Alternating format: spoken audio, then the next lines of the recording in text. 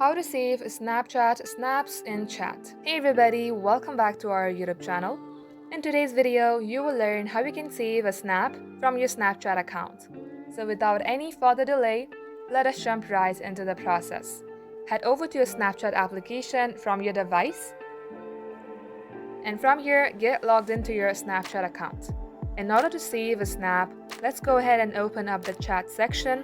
Tap onto the chat icon on your bottom left. As you do so, you will see all the snaps that you have received from your friends. Let's go ahead and view them. Now, if you would like to save this particular snap, all you have to do is tap on the download or save icon, tap onto it, and it says that this snap has been saved.